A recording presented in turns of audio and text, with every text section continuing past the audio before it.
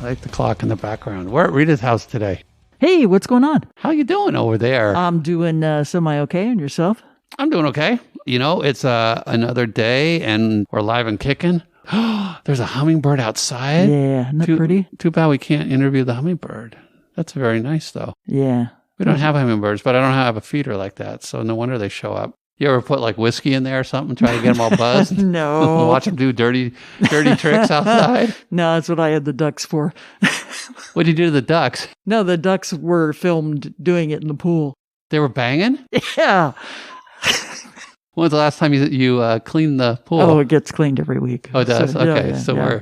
we're So, yeah, and then the ducks flew off because it's not the season anymore. So, thank God they're gone because It's not the banging season or it's not duck season? it's not, I don't know where they go. I don't know where They they don't go. hibernate during the summer, do they? No, I don't think so. But, you know, We're they sounding know when very to- intelligent, aren't we, in this conversation? Again. Because we are. Because nothing about music. We are Well, intelligent. welcome to Rock and Roll Confessional. I'm Rita Wild. I'm C.W. West. This is a very exciting show. We're talking with Paul Williams. Paul is known for his music writing for such groups as The Carpenters, Three Dog Night, Helen Reddy, The Muppets, David Bowie, so many more. Paul is also president of ASCAP, which is a membership association comprised of over 750,000 songwriters, composers, and music publishers. We get into a very in-depth conversation about the COVID-19 pandemic, Black Lives Matter, Mother Earth, and, of course, Phantom of the Paradise, plus so much more. Paul gets very real talking about his days as an alcoholic and drug addict and becoming sober. Paul just celebrated his 30th anniversary of sobriety on March 15th, and we wish him a huge congratulations. It's an amazing story. Please kick back and enjoy this amazing interview with Paul Williams.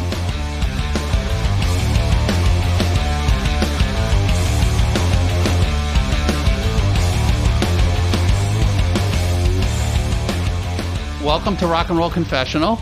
We usually start off by asking our guests if there's anything you would like to confess. Anything, anything you haven't confessed already. You know, I'm a lyricist, so you would assume that when I am asked what my favorite song is, you would assume that I know all the lyrics to it. It's amazing the songs I love that I don't know all the words to. I mean, Someone to Watch Over Me. There's a somebody I'm longing to see. Blah, blah, blah, blah.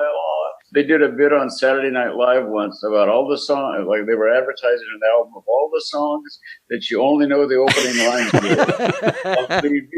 Meter made, la la la la la. So that's my confession, that I love songs like Vincent and Someone to Watch Over Me, that every now and then I just, you know, I have to go, wait a minute, where is it? And it's always been that way. It's not an age thing. I've just always, you know, my enthusiasm outruns in my lyric retention for other people's songs. Do you remember all of your songs? Most of them. And usually the oblique ones that nobody else really cared for or never got a chance to hear. But yeah, it's amazing. There's something about the unconscious, which is where I think the songs are really created. There's something of that remains beyond even our conscious mind, that once you start singing, it all kind of comes back. It's very cool. It's an interesting process. People always want to know tell me about the process of writing songs. And it's you know, if I knew exactly how it happened, I would just get up and write a big hit every day. And that's not the way it happens. The way it happens is life leads to music, leads to, you know, and the creative process, blah, blah, blah. But you're still writing. I am still writing. As a matter of fact, you know, working with a group called Portugal the Man right now. Awesome. I'm working on an album that I'm one of the contributors to, which is honoring Rosa Parks. Whoa. Yeah. You know, and writing songs, you know, once in a while. But usually if I'm writing it, it's around a project. You're not writing albums anymore, your own. No, you know what? I'm not recording a lot. You know, I just, you know, it's, I think the last commercial thing that I recorded was Random Access Memories with Daft Punk, which he cleverly works into the conversation. Well, if you weren't, we were going to. So Exactly. Either way, it's fine. So many things I want to talk to you about, and so many things I want to ask you about, and just kind of tap into your brain, because you've experienced so much, you've lived so much, but yet you have all this wonderful wisdom. I think sometimes you're known as the Polly Llama. I love that. Yeah. How's the pandemic going for you? Well, the pandemic is a really interesting thing. That my perception of the pandemic and my thoughts about the pandemic have changed recently. I think in the beginning of this global shaking of the shoulders that the universe has done or the earth has done, I think there was part of me that went, maybe this is what it took to get our attention. I read a beautiful letter that a woman that I work with wrote. It's personal, so I won't mention her name. But she talked about the fact that we ignored the global warming. We ignored the fact that the icebergs were melting. We ignored the fact that the floods and whatever like that. But this little virus came along, and we could not ignore it. So sitting at home, as we were all in lockdown for weeks and weeks and weeks, all of a sudden the skies over Beijing were clear. All of a sudden, the waters were, on my morning run, there was a whale this morning. Wow. And a couple of weeks ago, there was a dolphin right up close to where I run. So my first thing was that this is an adjustment that is a costly adjustment to mankind, that is occurring. And if anything positive comes out of it, is perhaps we'll change our behavior and treat the Mother Earth with a little more respect. And then the knee on the neck. Yeah. That the world has responded to. I think the very positive change of attitude about just kind of looking the other way happened because we were all stuck at home. I think that we were a captive audience, and as a captive audience, we observed something that is unacceptable. And perhaps our hearts were opened up a little bit by what we had, the suffering we had seen, the people that had died. And it put us in a place where that was no longer going to be tolerated. Not only individually, but major corporations like I work for ASCAP. ASCAP has become a major, and we've always been socially active at the organization. But now we're deep in things like providing papers for the Supreme Court, with this remarkable, wonderful, long overdue. This shouldn't even be argued in the first place. Dealings with the LGBTQ community having the same rights from this 1964 Civil Act. It's just phenomenal to see what is evolving, what is rolled out of a nation in lockdown, a captive audience, observing something that was totally intolerable, that they could not avoid another day, and the response has been magnificent. And the social activism of major corporations, ASCAP, which is the American Society of Composers, Authors, and Publishers, we provided an amicus brief, to the Supreme Court, to support the finding, to hopefully, not lead the Supreme Court to what they decided on, but hopefully contribute to it. And then what a nice surprise that a conservative court, God, no kidding, was able to, reach across the one end of the bench to the other, and do something that was absolutely the right thing. Absolutely, and yet it doesn't feel like it should have had to be there in the first place, like you said. Like it just sometimes feels so crazy that it was there to be discussed anyway. I mean, we're all human, we're all people, and we should be all treated the same way no matter what. So exactly.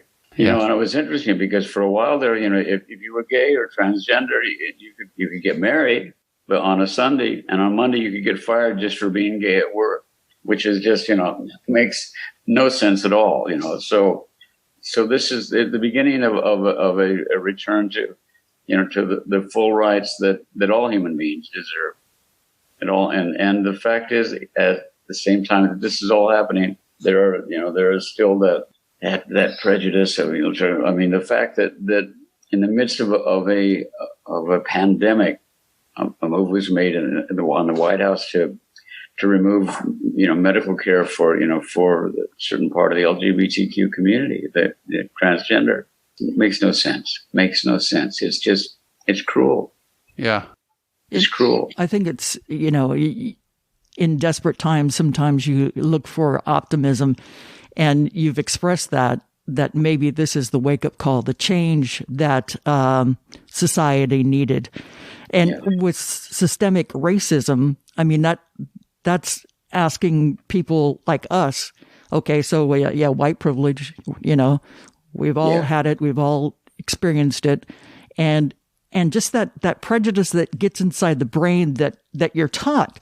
I remember Arsenio Hall was on with Mark and Brian once, and he did something that, he said, hey, I'm somebody that's on TV. People react to me. They see me, but I'm a black man. And if I get in an elevator with a bunch of white women, I notice them tugging at their purse. And it's like, that's, and I had to think about that. Yeah. Unfortunately, I've done that. But that's just, I think, society, the way that you're brought up. And having lived in the South, my parents were like very much do not, everybody's treated equal. But yet at the same time, I still saw white only, colored only water fountains, bathrooms, and that just... Isn't it shocking when you realize that, the Civil Rights Act in 64 was that recent? I mean, maybe I'm of an age where I'm one of the few people that will refer to 1964 as that recent. But that seems like something that should have happened in the 1890s, ridiculous. Absolutely. Yeah, but then look at, 1965 is 55 years ago, and we're still experiencing the same things with the whole ingrained, the way that society is, the way cops are in black communities. And I respect policemen. I've got family and friends that are policemen.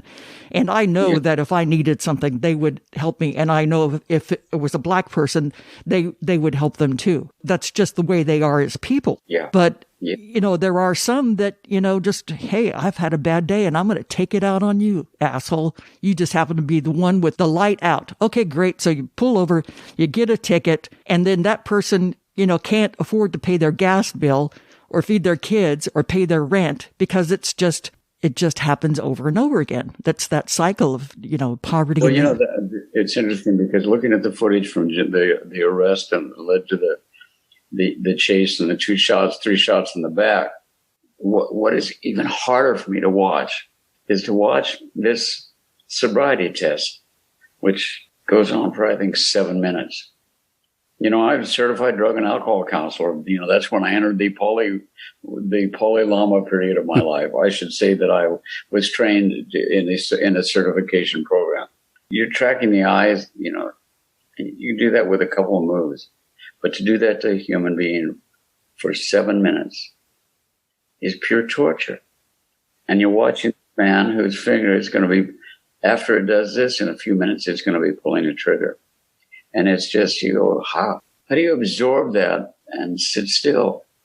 I think that there was a period where maybe it was around the time of the war in Vietnam, when we would see the footage from the jungle while we were having our TV dinners, and there's a certain place where it felt like the news became entertainment, and we began to the lines between the two began to blur, and it became almost like a reality television. And I think that may have been a point where we began to disengage from what we were seeing a little bit. It was like so far away, and we didn't, whatever, but we've gotten to the point right now where there's so much violence on television. There's so much horrific news that we were almost immune to the reality of it. We've gotten used to it. Yeah, and it takes us back now to my comment about the pandemic. That as a captive audience, we saw, and our hearts have been opened up perhaps, and we realized we were seeing something that had to end. Well, you think we would have had as many protests if we didn't have this pandemic? Because everybody, Saturday and Sunday would be able to protest and then back to work. I think that whole response and the people's response, this pandemic allowed people to have the time, whether or not it's safe or not, but at least to go out and be able to express themselves. Very possibly. I don't really know. But I think that there was just all of a sudden a fire got started in the center of our chests, and it's like And it's interesting because for me, there was in the first demonstration that I ever participated in was in the 60s. As a matter of fact, I had my card. I was in Century City, well, in the west end of Los Angeles, Century City. And it was against the war in Vietnam. It was a huge gathering. Muhammad Ali was there who spoke. And he would sign draft cards. The only thing that he would sign is draft cards. Wow. I was this tiny little guy, but I had my draft card. He was on the back of a truck, and I went up, and of course, it's somewhere along the line, of 49 years of acting like a 9-year-old, I lost the draft card, But it was one of the key moments in my life to be a part of that and to feel that, that this was a war we should not be in. And I had actually lost weight to stay out of the draft. I mean, Ricky was like, a little guy like you, they're going to make you a tunnel rat. What's a tunnel rat? It doesn't sound good. It's not. Tunnel rat. You crawl down into a hole and look for the bad guys down there. And I went, I don't want to be a tunnel rat. So don't make me be a tunnel rat. Yeah. It's funny because I got the call from my draft, to go in for the physical, and it was the 1 week of a summertime that I had an acting job up in Central Valley. I was playing the little boy in 1,000 Clowns, and so I called the draft board and I said, I'm an actor and I got a job. This is a miracle. I've got a job. Can I reschedule my physical? And they said, sure. And they gave me another date. And as I was hanging up, I was like, incidentally, this is I'm like about almost 5'2" and everything. So I'm sure that I'm under the height minimum. They said, no, height minimum is 5 foot and 100 pounds. And I went, what? Thinking at the moment that I weighed 127 or whatever I weighed at the time. And as an actor defiance, I've got under 100 pounds. Wow. And so it's interesting because I'm actually writing a musical about the draft in the late 60s right now, in 1969. And there's a part of me that went, but you didn't serve your country. You didn't serve your country, but I served my conscience. And now I'll do everything I can to serve my country, push it into the direction that it needs to go. Yeah, just doing it a different way. Yeah, in a different way. And working for ASCAP, I spent a lot of time on the Hill on both sides of the aisle. And it's interesting because you talk about two parties that cannot agree on anything. For some reason, music will allow them to come together. A couple of years ago, we had the Music Modernization Act was signed, which is really improving the way that we're paid in the world of streaming as music creators and all for our music when it's performed.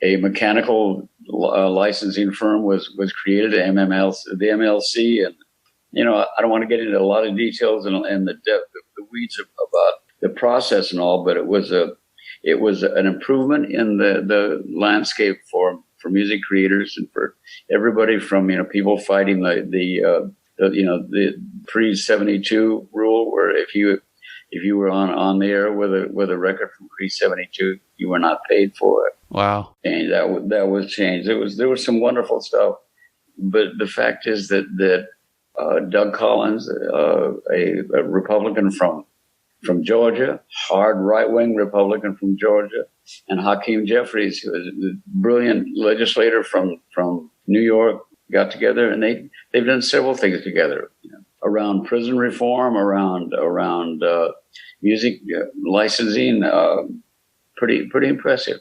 And if you go to Hakeem's website, Hakeem Jeffries, New York, he talks about the fact that music seems to be the one thing that made it so much easier to get both sides to dive in. So one thing I think everybody can relate to one way or another. Maybe not be the right song or the same group, same songs, but it's something that will bring everybody together. Yeah. And, they all, whether you're a Republican or a Democrat or anything in between, you probably got a favorite song. And for most of you, you can remember all the words. Not all of them. Trust me. Yeah. Most of them. I can get through a couple verses, maybe. Have you noticed, has there been more publishing or registration of music during these last 3 months because people have been at home and they've been maybe writing more or recording more? Is that anything that you guys have noticed through ASCAP? I actually have no idea, but I know that ASCAP, we have 700, I think it's about 770,000 members at this point. ASCAP has been, or the ASCAP team, the entire staff, we're all working from home. And so are the labels that just, everybody has moved into this, this new world. But that's data that I can get for you someday down the line. Okay, 5 years when we redo the interview. I hope you'll have that ready. Yeah, exactly.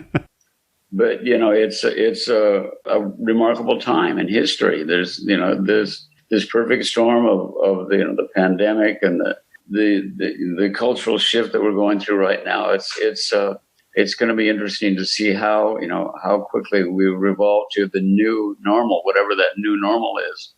I know that a vaccine is going to make a huge difference, and that hopefully comes sooner than later.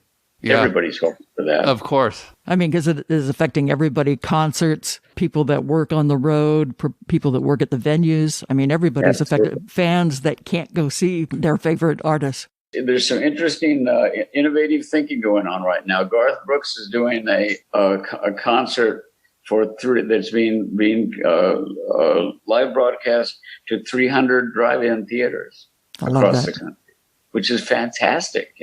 That you're safe in the confines of your car. As long as your battery doesn't die. Exactly. Except you have to hear them on your little FM radio. Yeah, in mono. It's exactly what we did. Mariana and I went to I think it's in Montclair, is where the Tiki.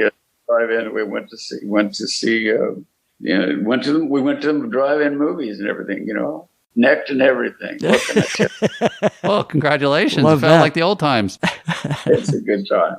There's been a lot of movies lately about songwriters and songwriting, like Rocket Man, the relationship between Elton John and Bernie Taupin, the Motown Story, which I loved. The Holland Dozier Holland stuff. Also, Laurel Canyon.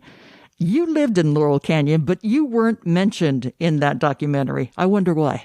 I lived in Laurel Canyon, but I was not part of Laurel Canyon.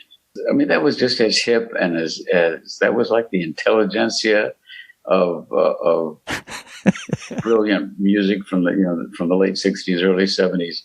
I was very middle of the road. I suppose in a lot of ways I still am. I've had some success with rock and roll groups, but writing for the Carpenters and Three Dog Night, the people that I was writing for, I think I was a little removed from from just, Jackson Brown fit right in, Crosby, Stills and Nash and Joni Mitchell. Joni Mitchell, I mean, that's the essence, that's the heart of Laurel Canyon. And the musical that I'm working on right now, there's a song called Laurel Canyon, and it's exactly about that, about, will they accept me? Will they take me in? Or will be perceived as Ohio, Midwestern camouflage, whatever, from Ohio and the like. And incidentally, I was never rejected by anybody in Laurel Canyon. All that separateness was in my own mind. I see that at this age. I go, well, you know what? Why didn't you reach out? Through the years, I became friends with most of the people that I've mentioned, except Joni. I've never spent a lot of time around Joni Mitchell, but Crosby, Stills and Nash, all three of them, Jackson Brown. It's interesting what we deny ourselves based on our own judgment of other people. Okay, yeah, well, I'm not like them. I'm writing, White Lace and Promises, A Kiss for Luck, and we're on our way, and they're writing. There's something happening here. What it is ain't exactly clear. It was like, you couldn't have tied the three of us or four of us together and made a decent rope, because one of them would have looked like it was made of vinyl or plastic and was slipping through there. And that's who I thought I was. I just didn't think they were going to appreciate what I did. But I'm sure that, like you said, has changed now, because you were a rocker at that time. I mean, you wore the bell bottoms, had the long hair and stuff like that. So that's unfortunate that didn't, because I can only imagine how great something would have been. Like Carole King, she's like the second half of Laurel Canyon, and James Taylor and that kind of stuff. And they were kind of poppy and stuff, but everybody loved and accepted them. Yeah. Oh, it's it's interesting. I'm 30 years sober, and you talk to most alcoholics, and they'll find that that they're that magical combination of thinking about themselves all the time and deciding that they're nothing, that nobody's going to. It's like, there's a lot of us, I think, drank at that kind of thinking, that kind of fear, that kind of like I don't fit in. But boy, with the right drugs in my system, I was a stud muffin, and I was so hip and all. But this is like turning into, it's interesting. It's like a therapy session, but the fact is that at a certain point in our lives, especially if you get clear, and if you get clean and clear, you can look back on the stuff that you did or didn't do, the stuff you thought, or the self-limitation that was a part of your journey. But we all have our own journey, and who knows, I think some of that, the feelings of separation or the abandonment issues or whatever, wind up into our art. So what we bring in, that part of us that may feel broken, may be an essential part of your art. So if you're a young songwriter, if you're a young woman who's writing and has never felt that she was pretty enough, or that the people around her were so shallow they wouldn't understand, whatever your stuff is. That stuff may be gold for your writing, for your creativity. It's the stuff that is born in the center of our chest, that on some level, when it makes its way into a song or a piece of art, there's a huge part of the community that observes that piece of art that may go, if they don't relate specifically to the example you're giving, they will probably respond to the feeling. It's a treasure, Broken bones heal stronger, I suppose, would be another metaphor. But I wouldn't change, as far as looking at my life, one of the questions I'm asked a lot is, I had a career that basically was gone 10 years by the time I got sober. And people have gone, well, how do you feel about that? I always said that, you're an alcoholic when you misplace a decade. And it's like, And yet, if someone was going to say to me, what do you think are the most valuable decade of your life? Obviously, the most productive would be the 70s. And the 80s, which were misplaced, may be the most important.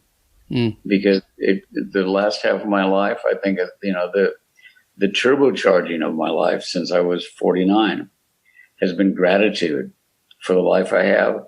And probably the most important message that I can carry to anybody is that there is hope for the hopeless. There is a way out of this, and it's a community, and the community is waiting with open arms if you have a problem with drugs or alcohol. So it's really interesting that something that may be labeled as a negative can years later can shine as one of the most positive elements in your life. Incidentally, the same thing can happen with a piece of art. One of the great things in my life is to observe something that I did in 1974 that was, no decent reviews, as Sam Goldwyn would have said, they stayed away in droves. I'm talking about a movie called Phantom of the Paradise. And Phantom of the Paradise was just, and I never wrote it off as a failure. And it's good because through the years, the people that did love it, the few people that loved it, insisted that other people see this movie. And amongst the other people that saw that movie, a few loved it, and a few loved it, and a few loved it. And all of a sudden, I talked about Daft Punk. The reason Daft Punk got in touch with me was because they love Phantom of the Paradise. So, 74, 84, and I've had 40 years later, 35, 40 years later, two robots show up and say, want to work on this record with us. So, yeah, a big part of living life fully is not judging yourself or your work too harshly, and having patience, And the other for me is that no is a gift. If I don't get something that I want, I get something that I really need and something usually really glorious that I had never expected. It got to the point now where if I don't get something I want, I almost go, I get a little shiver like, wow, now what? What's coming in? There's part of me that, at 79, almost 80, I'm still a 9-year-old. I'm like, well, I didn't get that movie. Wonder what's coming. And that, that magical thinking is, grounds, wind up in treatment for some people, and for some of us, it's a philosophy. Yeah. Stay grateful and expect the best. Beautifully said. I was thinking, when we were talking about Laurel Canyon, it could have ended up that you became best friends with James Taylor, and then you became a heroin addict. Yeah. You know what? My story would have been so much better if I'd done heroin. It was just, I was such a white bread alcoholic. I always joke that I never came out of a blackout with a Russian arms dealer or a brothel in Paris with Norman Mailer and a couple of hookers and all. I'd come out of a blackout in the boys department of Sears, trying on sweaters, Why am I wearing a sweater with a kitty on it? You said you like kitties when you came in. I didn't say I like kitties. That's great stuff. No, it was actually, it's funny, but the memory, the loose memory is of almost being in a slave ship and seeing like the cargo netting of a slave ship, and then realizing that it's a sweater that's way too tight to be pulled over your head. What the hell did I get here? Why am I wearing a sweater with a distorted reindeer on it? Wait a minute. Do you think you took drugs to help you write, or do you think you took them because you thought they would help you write? I took drugs because I'm an alcoholic, and once I took the first drug, the first time I had a toot of cocaine or a drink, the thing that sets me physically apart from the normal drinker is that I experienced the phenomena of craving. And once I put something in my system that set fire to my endorphins and made me go, wow, I am bright and attractive. Let me at it, world. Once that happens, you're on your way. And I never, the drugs never enhanced my writing. They may have enhanced my ego to the point where I got jobs that I wouldn't have gotten, otherwise, where I said, I can do that. Sure, I can do that. But yeah, it's, I'd get up in the morning and I'd look at pages and pages and pages of ideas or of lines and all that maybe would make no sense at all. But a little bit of time, that window of sobriety, whatever, of not being loaded, something that was sensible. When I started out, my greatest success, it rolled out of the late 60s into the 70s. When I started, I was dabbling at everything. I'd taken acid a few times, and I liked a little Jack Daniels in my coffee in the morning. But I was really productive, and I was disciplined. I worked with a guy named Roger Nichols, and I wrote every day. About 4 o'clock, we'd go to the bar across the street. Roger's not an alcoholic. I am.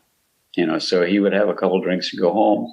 I'd have a couple drinks and look for somebody to hang with, And what happened is I think most of my songs were successful, not because they were hit songs, but they were recorded by people, who sold a lot of records. So I had the benefit of the Carpenters or Three Dog Night or Helen Reddy or Streisand or whatever, and a lot of album cuts, by some iconic acts, the timing of when I began to write was the end of the third act of some magnificent careers.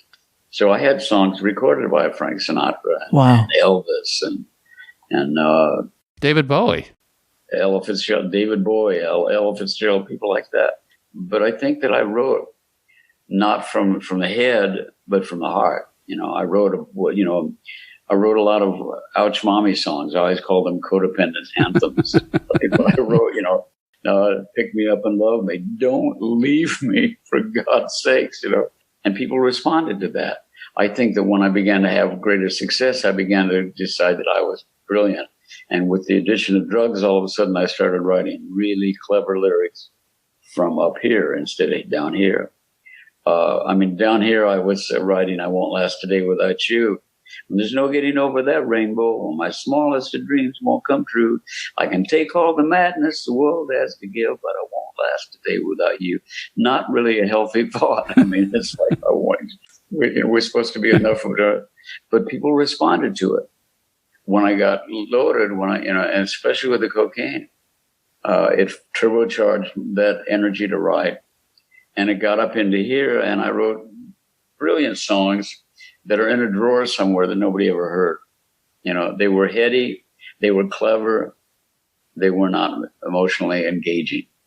And if something doesn't move you emotionally, or lift you up to a little, where great gospel does, or just a great feel, my favorite band was a group called the original Delaney and Bonnie and Friends. And if you listen to Delaney and Bonnie, and you could not sit still, it was so soulful. It just changed who I was. One of the things that happens to me when I hear somebody like that is I want to write. I want to write. I want that high. I want that high of writing something that really, really just feels great when you hear it coming back at you. But the intellect, responding to the ego, took me to a place where instead of sitting on Johnny Carson's couch, I'm in my office, 3 a.m, looking out the Venetian blinds at the tree police outside, because I know they're out there. They're going to come and get me. So, God, yeah. Interesting change. But once again, when I got sober, the biggest gift immediately was in the center of the herd, surrounded by other alcoholics, other drug addicts. I felt safe. And in Maslow's pyramid of, the things we need, to sustain life, the very bottom is safety. And I got safety from the recovering community. And I wanted to just be a part of that. And I also gave up chasing anything. I mean, I was finally still. I mean, it's interesting. When I got sober, I looked like a parrot, just so many drugs in my system, I couldn't sit still. And about 7 months in a meeting, one of those meetings that I go to, I realized nothing was moving. And I knew that my life had changed, and it actually made me cry, because I thought, oh my God, this is just me being. This is not me doing. This is not me lying through my teeth, because add drugs and alcohol, other alcohol and other drugs, I become a chronic and habitual liar. It's just, I don't want to tell you that I don't know something, so I pretend like I do. But that's who I was. But to feel this in the moment, feel safe, and to feel useful. To feel useful is a remarkable. It's a salve to, for your own healing process, and it's also a spiritual connection that will sustain you. I feel like a tired 34. I feel better physically, emotionally, mentally, spiritually than I ever have in my life, And CW, we're good friends and all, so we've spent some time together. And that's basically not bullshit. Not at all. I love you for everything you've done, and you're an amazing gentleman. And we have to congratulate you, because you just celebrated 30 years of sobriety back in March. March 15th. That's amazing. Is a safer place. Yeah. Oh, it's wonderful. And well, I trust you driving now, so that's good. Congratulations I always on that. had hot cars that, like a red Ferrari would go by way over the speed limit, looking like nobody was driving. I raced for years for Toyota, for the Pro-Am Celebrities thing with Toyota. And I always joked that if I could see over the dash, I'd have beat those bastards. But you get to the first turn and that's it? Yeah, oh my God. There were times I raced under the number 1/2. That's about how much I had the attention span of a sea otter. So I was like, it's such an amazing story. I love the fact that you lived through all that, and now you're living this other life, more authentic life. What would you say to somebody who's in complete denial about where they're at with their drinking or their drug taking? What kind of advice can you give somebody that might make them open their eyes? Well, if once they're willing, willing is my name is Williams, and I finally was willing to do, in a blackout, I called a doctor and said I wanted to get sober. So if somebody's sitting there and they've even approached that place where they go, you know what, I do need help. Oh my God, people will come out of the woodwork. It's remarkable. I go to a meeting where we sit in a circle on the beach, And I show up sometimes all, kind of quirky and, kind of bouncing around and a little bit out of sorts. And I begin to relax while I'm in that meeting. And so all of a sudden I find myself actually listening to other people. And one of the most amazing things that I get to experience and is probably it's the juice. It's the headwaters of the miracle of recovery to me. Is you'll be sitting in that circle and say, let's say this guy's name is Steve. Guy shows up and he's sitting there and his name is Steve. And he says, I'm Steve, I'm an alcoholic and really good to be here because, things are terrific. I got 5 years now and the wife is, everything's good with the wife and the job and the kids. And he takes a big breath and his body language changes. That's the first thing you see change. He stops talking so quickly and he just kind of melts into his own body. And he looks beaten and he says, you know what? I can't do this anymore. I don't even have today. I had a drink after midnight. And I don't know what I'm doing, but I need help. And at that moment, in that circle, what you experience or what everybody experiences is that you watch the crustiest old timer with a ton of years absolutely turn into this person on a mission. They are pure love and all they want to do is help this person. And one of the things that occurs to me at that moment when somebody is honest to me, the worst day of their life, feeling like they've been lying for years, and it's at that moment when they're just at that horrible dark place, they are courageous enough to lean forward and say, I need help. Absolutely. When I leaned forward and I said, I need help, people came out of the woodwork, absolutely out of the woodwork. And I did treatment and, I was medically detoxed. They came out of the other side of the detox and the cravings were gone. And I began a life on life's terms and it was just amazing. But now that moment that was my entry into the life I have today is the moment that most impresses me from this side. So if somebody's watching and somebody's fighting with this and it's just, and all of a sudden they have that little glimmer of, oh my God, I need to change too. Something needs to change and it's probably me. If you're having that moment to lean forward and do something about it and share it with another human being is the door into the life that's waiting for you. So if you hate it, if you do that, if you reach out to somebody for help, and if you look at the front, I won't say the name of the organization by name because that's one of our traditions is we don't do that. But at the very front of the phone book, you'll find this organization listed by its initials. And if you find your way into those rooms and you don't love it, and you don't relate, and it just doesn't move you, you can have your misery back. Is one of the things we like to say. Yeah. You'll know that you've done it. You'll know that you walked and you sat in that room. But what most people wonder if they're an alcoholic or an addict are alcoholics and addicts. And what you'll find in those rooms is the gift of life. I encourage anybody that's struggling to give it a chance, whatever you want to do. If you're an engineer or a cop or a nurse or a pilot, a lot of sober pilots, if you're a creative person, hang on to your hat because, once you get the drugs out of your system, once I got the drugs out of my system, and I began to write basically based on the way I was living my life in sobriety. It's a whole different thing. The way I write now is so different from the way I did before. Well, I don't know about UCW, but this was one of the most moving interviews we've ever done. It is, and we're only at part one, but I know. Yeah. It's just very special to both of us. Yes, it is. First off, we always want to thank our Patreon supporters. They are the ones that believe in us so much that they're willing to make a small pledge each month to keep this show rolling.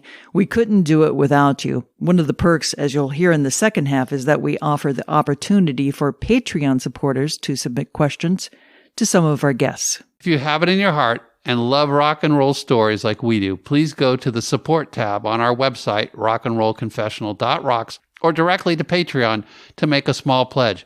Every dollar counts. In our second half, we have more powerful and personal conversation with Paul Williams. And to clarify, we recorded a complete interview with Paul back in February.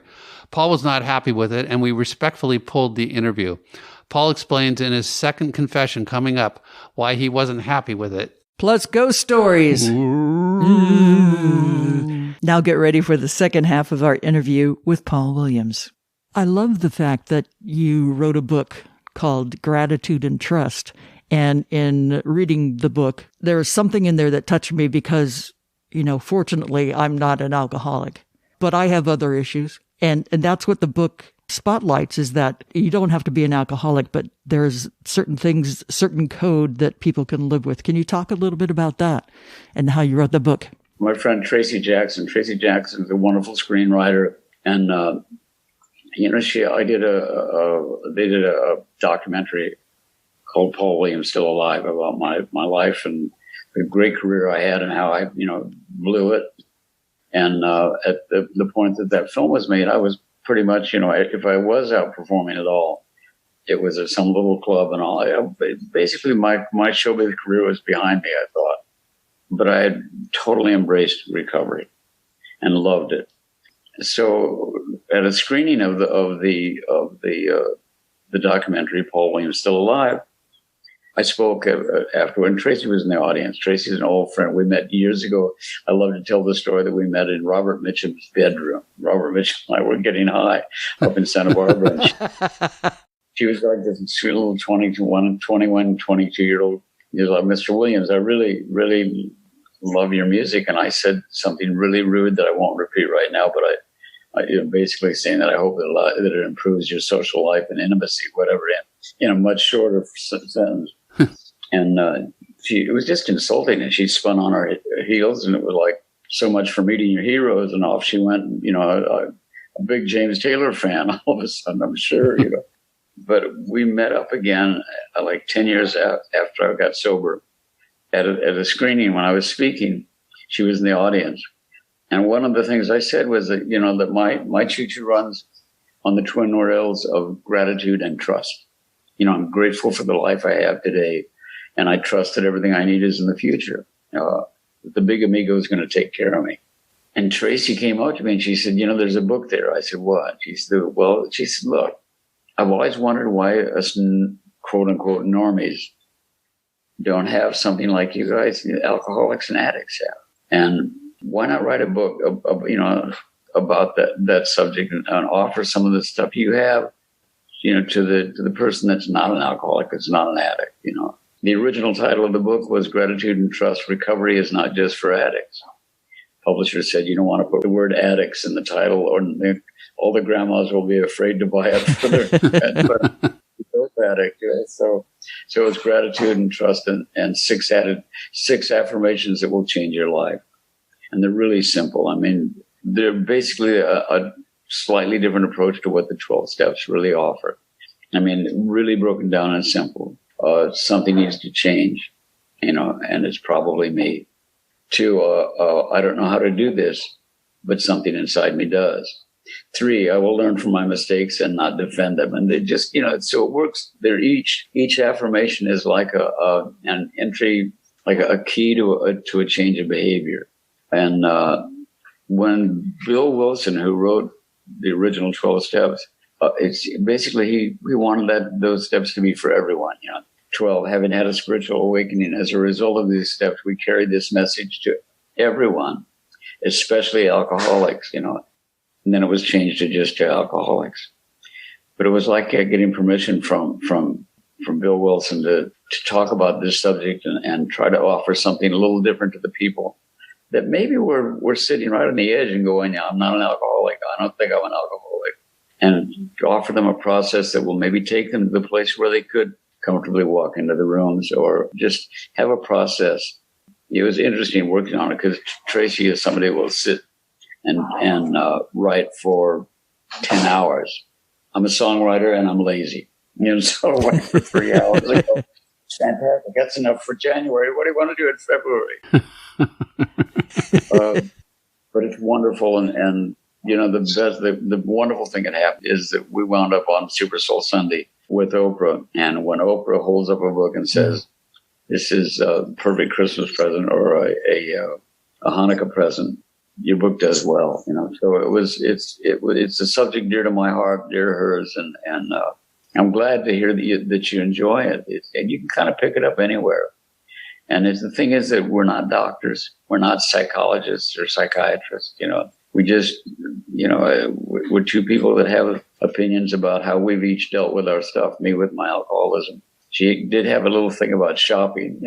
She actually wrote The Shopaholic. She wrote the screenplay for The Shopaholic. So she qualifies in her own way. Wow. I love that. I don't consider you a religious person, and forgive me if I'm wrong on that, but I consider you more of a spiritual person. Would you agree with that? Yeah. What I've always, the Church of Religious Science and very specifically a writer named Emmett Fox were very, very influential in my thinking, my magical thinking. My magical thinking probably began when I was a kid, thinking that if I believed something enough, it was real. My dad was an alcoholic, and I remember him driving through a horrible rainstorm, like 4 a.m. when it was raining horizontal. It was blackout, and he and his friend were so drunk that the car was all over the road. And I remember thinking that my concentration would hold the car on the road. He's like talking to me about going to I could see taking the ball game, my son, and I'm going, I don't say keep your eyes on the road, Dad, and I don't allow myself to think that the man driving the car who's supposed to be taking care of me is in fact so drunk that he can't keep it on the road. Where I went as a 9-year-old, where I went was, if I just keep concentrating, I'll bring it back onto the road. It's probably the headwaters of a certain amount of magical thinking, and it's probably the headwaters of a certain amount of grandiosity that probably served me in some ways and were my downfall in other ways and all. But the concept, that it's interesting because you go back into the spiritual leaders of the turn of the century. Some of the Eastern philosophies talked about being one with all things, and then you leap forward to now. When quantum theory was back in the 70s, right? And we're at a place, where what used to be pure speculation or spiritual belief is now have scientific backup to it. And incidentally, I've now entered into grounds that I have absolutely no business trying to. It's exhausting explaining things you know nothing about. So, but it's interesting. You listen to Deepak Chopra, and he says, "Close your eyes." He says, "When I say a polar bear, raise your hand if you can see a polar bear." And everybody raised their hand. And he says, "Where do you keep that polar bear?" Whoa, wait a minute. You start thinking about the power of them. As an alcoholic, I talk about being powerless. I'm powerless over alcohol. I have a power greater than myself that leads me to a path of health and safety and sobriety. But I also think that we have a connectedness to the power around us, that to our higher selves, especially for music creators. I think this is something that is or for anybody that creates art, is to open ourselves to that kind of thinking. Reading Emmett Fox talked about the fact that thoughts became prayer, were like prayers, and then what we dwell on, we create. If you're thinking, I'm not going to get that job, why should I even bother? I'm not going to get that job. The universe hears that, and the universe doesn't decide what's good for you and bad for you. The universe hears you asking for that, and it's, and this is hardly a new thought anymore, that what we dwell on, we create, that thoughts become things, But the spiritual side of that for Emmett Fox was that, but let me jump to a wonderful description of it. Native Americans believed that when two dogs were fighting, if you saw God where the dogs were, the dogs would stop fighting. Because problem and the big amigo cannot occupy the same space. So the problem goes away. So he talks about golden key in a situation. If you have a problem, see God where that is and pray to be led to a solution. It just always worked for me. And it's like back in the late 60s, early 70s, when I was just beginning my career and things were unfolding really wonderfully, I would turn to my manager and I'd say, do you feel that? And he'd go, do I feel what? Do you feel that? There's something wonderful coming. Do you feel it? And he'd go, no. But boom, something would come in and he'd go, it got to the point where if I'd say, do you feel it? He goes, yeah, I do. But he says, I'm not feeling it. I know you're feeling it. And I know what happens when you feel it. So I'm feeling it through you, whatever. It's that sense, as I said, of trust. And that no is a gift. In early sobriety, I thought, if I could just, I'd love to act. I wanted to act from the beginning. And I was cast in a movie called The Frighteners with Michael Douglas. And they were going to shoot in New Zealand. And I was really excited to go and do this movie. And I got a phone call, and they said, look, we really wanted John Astin for the role, but he couldn't do it. Well, the movie he was going to do, it just fell through. So we got John Astin back. So thanks anyway, click. And I would have been probably, pissed off, or whatever, or devastated, neatly wrapped in pissed off, because anger is the antidote to whatever. But instead I felt, oh my God, what's coming? I mean, there's something coming that I wouldn't have experienced if I'd been in New Zealand. And the next day I got a phone call from this organization called NSAI, the Nashville Songwriters Association International. Incidentally, when I got this call, I hadn't been writing for like about 6 years. I mean, I wrote the Muppet Christmas Carol right after I got sober. I wrote those songs. But then I kind of quit. I thought, you know what? I did good work, but if I fall in love with it again, I will return to writing and music. But I just hadn't felt it. But that didn't get the gig in New Zealand. The phone rings. They say, would you be willing to come to Nashville? We want to give you an award. I go, there's a plaque involved? Of course.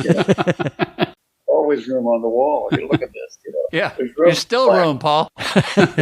But I went to Nashville and performed at the Ryman there. Mm-hmm. And I was treated with such respect and there's something in the water there. It's just like everybody's a songwriter, every waiter.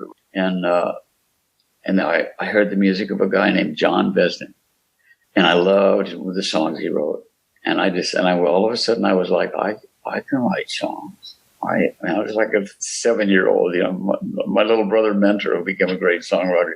When I would sing when I was a kid, he would go, I can write, I can sing songs. I was like that. I can write songs, And I went and I wrote a song with John Besner based on a common experience called You're Gone.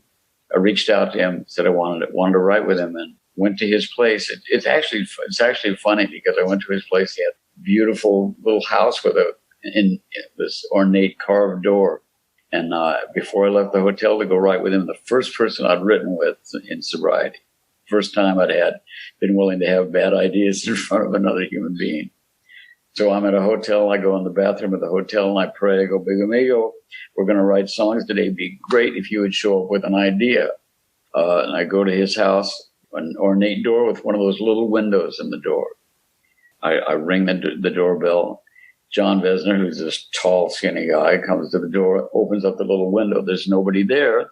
So he shuts the little window and he goes away. And I'm like, wait, pounding on the door. That's not funny. Not funny, And he opens up the door. He's got a big black beard. He's from Minnesota, so he only smiles when he has to. Anyway, I go and I just went like, this is a bad idea. This is a bad idea, but rather than cave into the fear, I ask if I can use his bathroom. I go into his bathroom. I hit my knees and to just connect. I glance up at the mirror over the wash basin, and I see over my head, and I can read it backwards, is the Serenity Prayer. Mm. Very important prayer to those of us in recovery. Absolutely. They were running out to John Visner, and I go, Serenity Prayer, are you? He went, yeah. I said, well, I'm all. He said, oh, I know. I was like, Mommy. He up and loved me. We wrote a song called You're Gone about how we both got sober. And 2 years later, it was #1 record with Diamond Rio. Mm. And all of a sudden I felt the music again. I don't know what would have happened if I hadn't lost that movie and gone to Nashville, but I know that it was a big piece of opportunity. It was a conscious choice to not be disappointed, but to be excited. And to find my way back to that thinking, that kind of thinking, was key to where I am today and the life I have today in music. Yeah. And whatever. And you're still acting today. Yeah, well, we're all home. We're not acting right now, but I just spent 2 years on Goliath Thornton, which is just as much fun as I've ever had on a set in my life. It's just and you're coming back to it, right? They are. I don't know if I'm coming back or not. I know that they were picked up. I know that they had started the casting process, and I talked to the director and the producer and the director, and he said, "I can't wait to work with you again." But evidently, we'll see. But it was 2 great years and all. And I started out as an actor. But working with Billy Bob, who is incidentally also a wonderful songwriter and musician. And artist and singer. Boxmasters. Exactly. Yeah. The Boxmasters, are a great band, his band. Yeah. So, and his lyrics are great. And his last album was also really interesting musically, too. But just a really good guy. And he's the one who said, call Paul Williams for this character. It's a really interesting little character.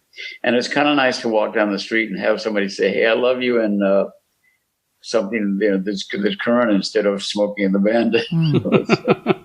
Most of the time, I'm a pretty positive person, but I guess, sometimes it's just like there's so many clouds above and everything goes wrong. And I'm sure there are times when you get like that too. I mean, because you're an empath in a way and you express so much. What does Paul Williams do when he gets to that point where he's a little low and needs more fuel, needs to be recharged? Well, it's interesting because part of what I get out of recovery is the concept of a day at a time, and it's also staying in a place where where you're assessing your life on a daily basis, and when you do something wrong, you try to clean it up right away. I keep my life in a pretty good balance.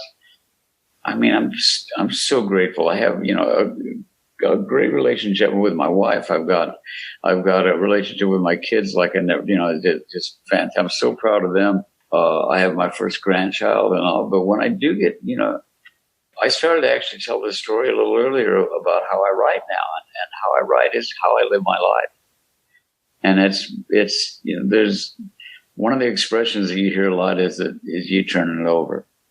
If I'm trying to control things, I'm trying to keep my life in balance and everything. And really, really, because I'm directing this show and I don't have time to finish that song because I'm just over here getting the permission to do this one. And it can start to swirl. And there was a wonderful, wonderful writer who was in recovery named Sandy. I won't give his whole name, Sandy B. And he died of I believe, cancer.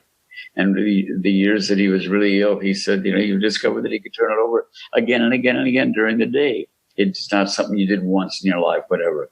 When I sat down to write the songs for the Muppet Christmas Carol, it was my first writing experience, my first, and I was, it's like, oh my God, we're going to write these songs now. And I've said I can do it. And then I got the job, which was a miracle based on, in fact, I've been gone 10 years and was so arrogant and loaded, and obviously loaded on, I did 48 Tonight shows. I remember 6. So anybody that watched the Tonight Show knew that Paul Williams was a mess. In spite of that, Jim Henson, their son, Brian, who was directing the Muppet Christmas Carol, hired me to write the songs.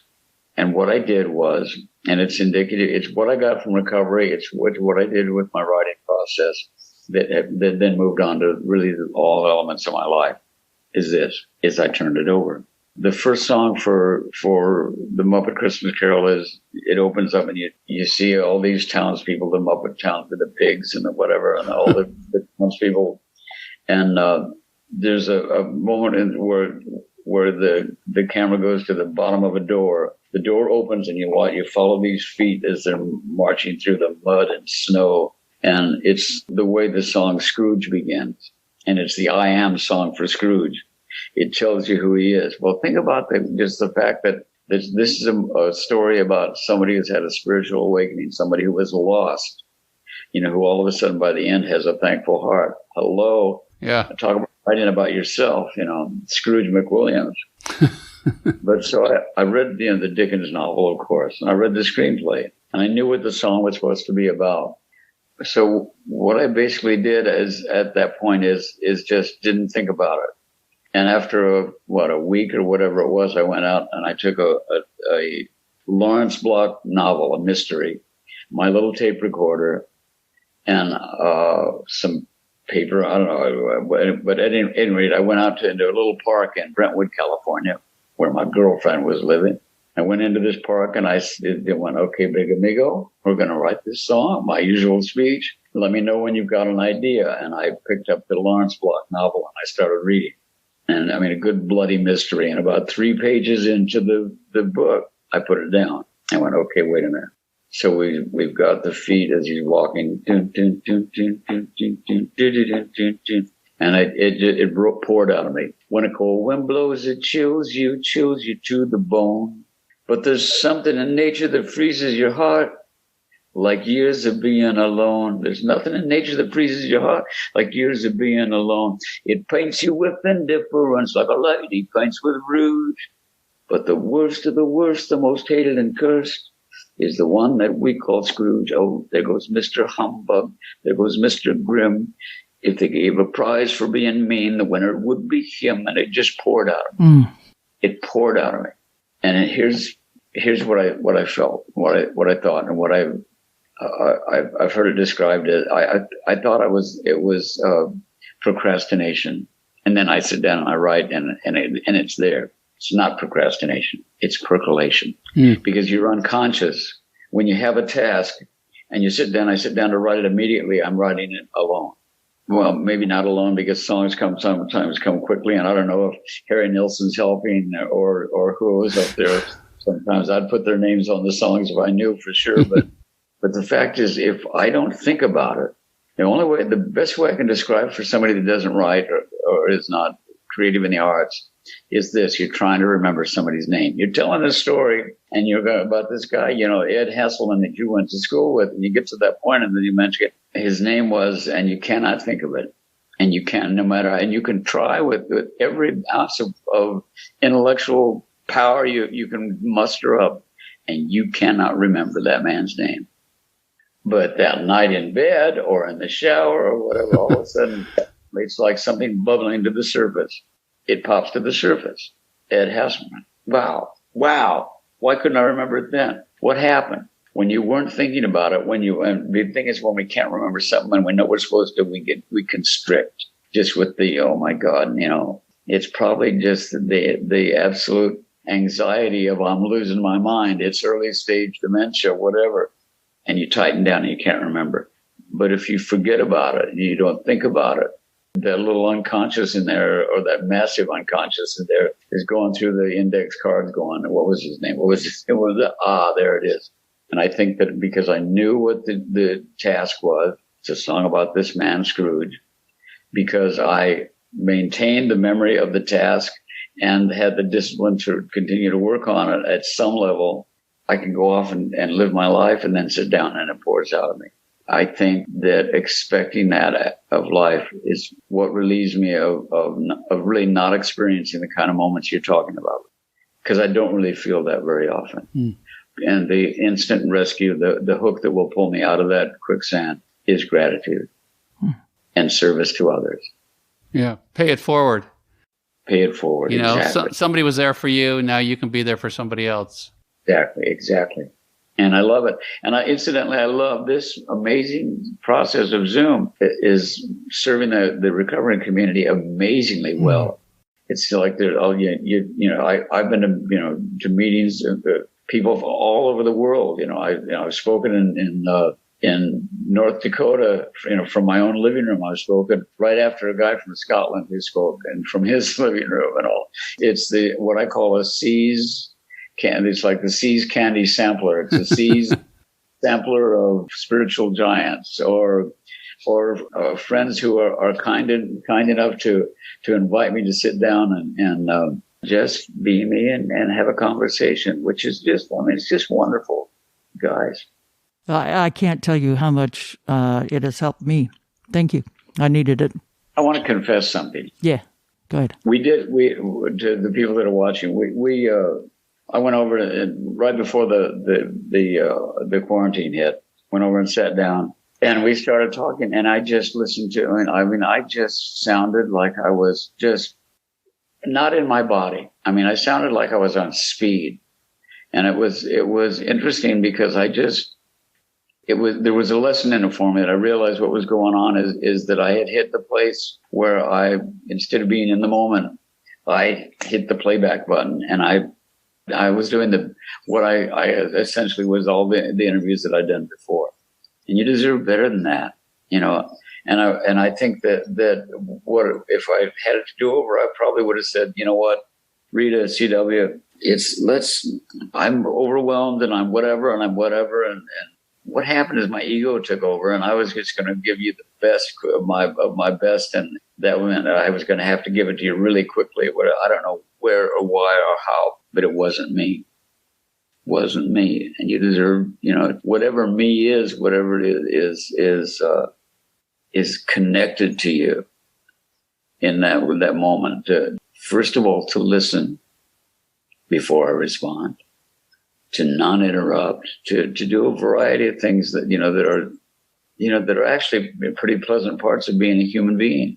It's how you learn, and it's how you find those opportunities to share something that may be of value.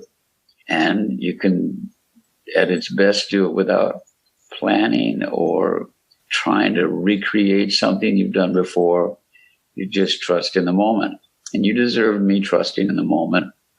And you didn't get that. And I told CW, I said, CW, I'd like to redo this conversation. And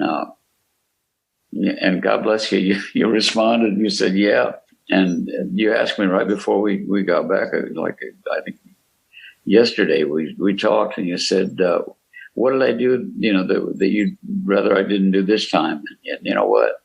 There wasn't anything you did wrong. I just was not clear. I don't know where my head was, but it wasn't right. And I just sounded like, I did a podcast with Anne Lamott's son, and I'm trying to remember, I'm having a senior moment trying to remember. I'm not going to get lost trying to remember his name. It'll come to me in the middle of the night. Call us and we'll put it in. That's right. Leave it there, because it'll come to me in the middle of the night, But we did he asked me, and Anne Lamott's one of my favorite writers. She's a wonderful, wonderful person, and he's fantastic. And I went in to do the podcast with him. And I was funny, and I was on, and I was like that. And then he said something like, it really touches me when I heard You and Me Against the World, and he described how it made him feel. And I went, and I felt myself right there with him. And I hadn't felt that because I'd just been busy going, Polly, blah, blah, blah, blah, and me, blah, blah, blah, blah, Polly, and that. All of a sudden I went, I want to start over. I said, no, better than that. Let's not start over. Let's leave it in and then see if there's a lesson in that of what I was sounding like and what happens when I'm here, because this is where all the good stuff is, when we're right here, when I can hear you, when I can experience you. So, but yeah, I want to share that. I think it's important. It's the least I could do to take something that was a negative and turn it into a positive, and at the same time spotlight your patience and your kindness. Well, thank you. I wanted to say, as you were talking about that, I know Rita asked for the interview that we had originally done. So she wanted to hear, because a lot of her notes are handwritten, and I think she got rid of them after we were done, and she just wanted to redo it. And so I started listening to it, and I'm like, you know what, this really isn't a bad interview, but as I look at it and as where we're at right now, and as you said, that connection, that's what I'm totally feeling that we have today that we didn't have 3 or 4 months ago when we originally did this interview. So I thank you, because again, sometimes rejection is protection, and maybe there's a beautiful reason for that, because this is such a better moment that we're having now that we can share with the rest of the world. Yeah. So it happens for reasons, and it's all good. And I'm glad we could come back around to redo this. So thank you for confessing, and namaste to you. Namaste, my friend. Namaste. Thank you, guys. I've loved it. And even though I'm just sitting here patiently and quietly, right now I'm actually doing a Snoopy happy dance inside. Well, I was going to say, you probably don't have anything on from the waist down, right? I'm naked from the waist down. Of course. I haven't, it's like it's been a life of sweats for the last 3 months. And I just want to pick up from where you were talking about the interview last time. Like I re-listened to it last night. I was like, God, Paul's funny. Paul's this, Paul's that. He's answering all the questions. And it's like, why? Why, my question was why? And then I started rewriting all the questions that I'd asked before, taking down all the notes. And it was when I looked for gratitude and trust. And then I read those 17 pages. It was like, that's why. And I just threw the pen down and just said, that's why I needed to talk about that. And thank you for that.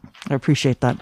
Well, we have a Patreon question here from Eileen Krause. As a songwriter, you must put so much of your personal emotions and creativity into a piece.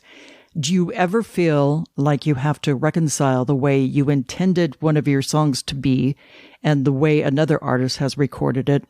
If so, how do you handle that? Oh, I love, it's interesting because I've had some rappers, that have taken songs and they've kind of, fooled around with the feel and the whatever.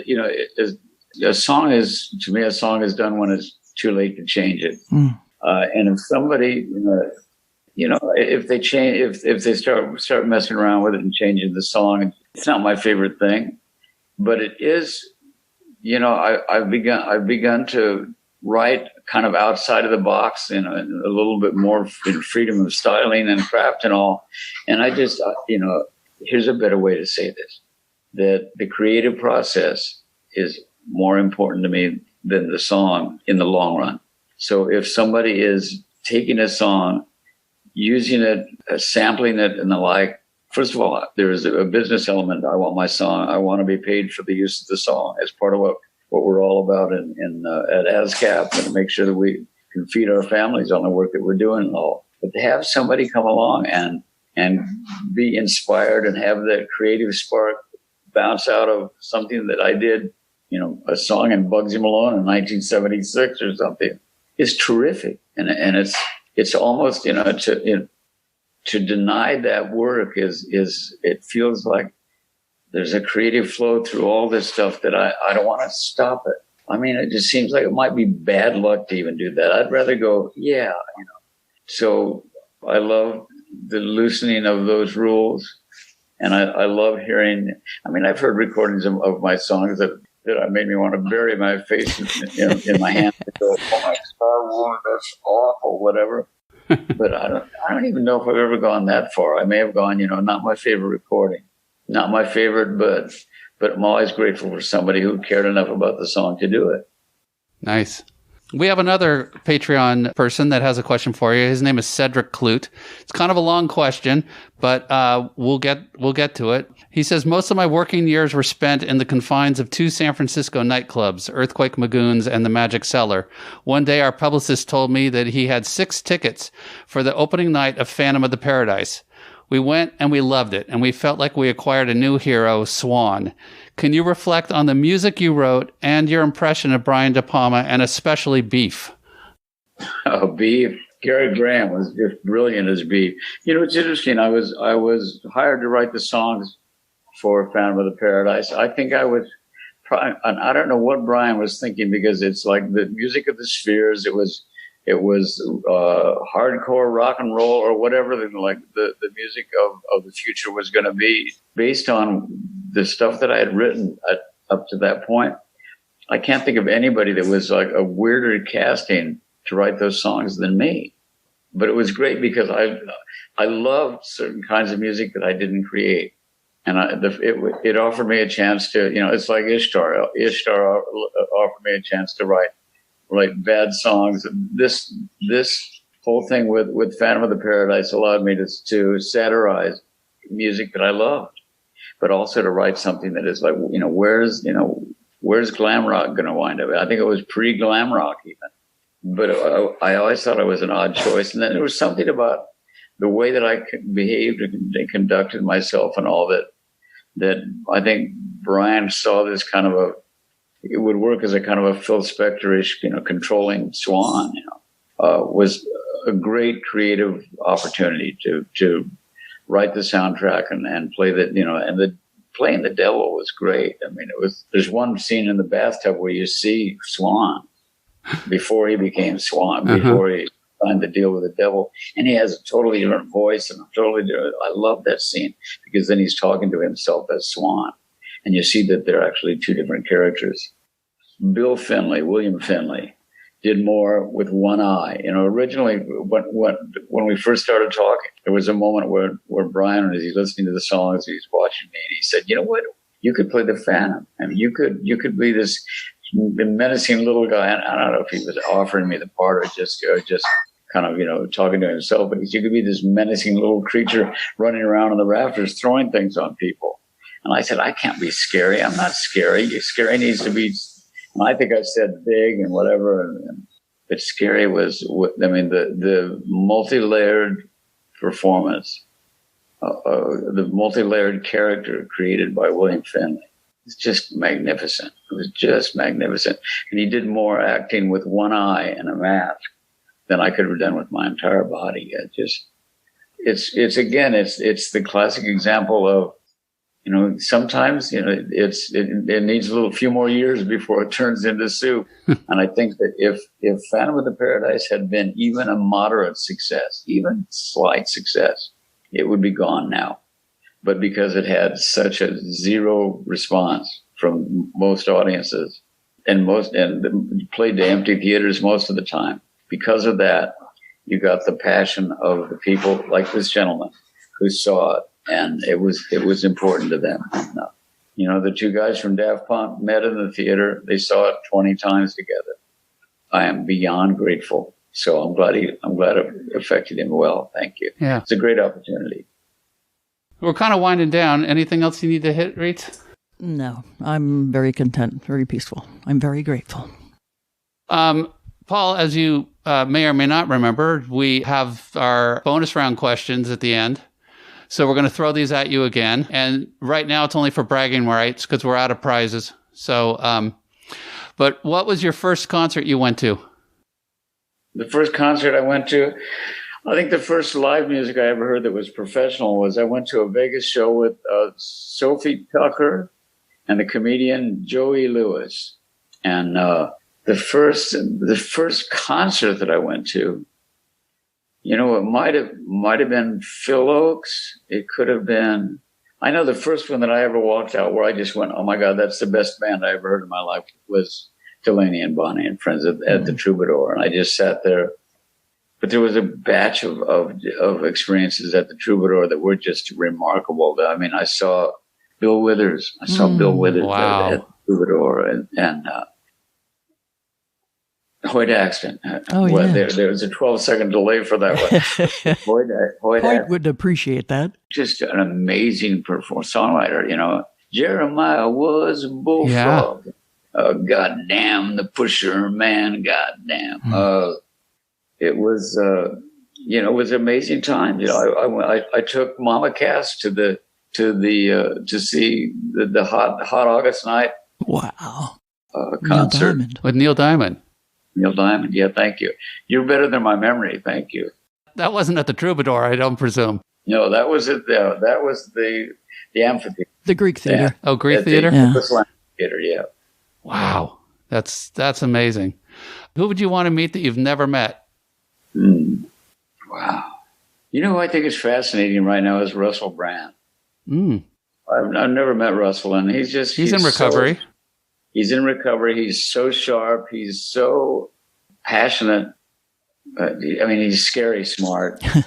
So there's somebody for sure. God, there's so many wonderful people out there, and also I just love it when the phone rings. And I don't answer it if I don't see the name, but I listen to that voicemail right away.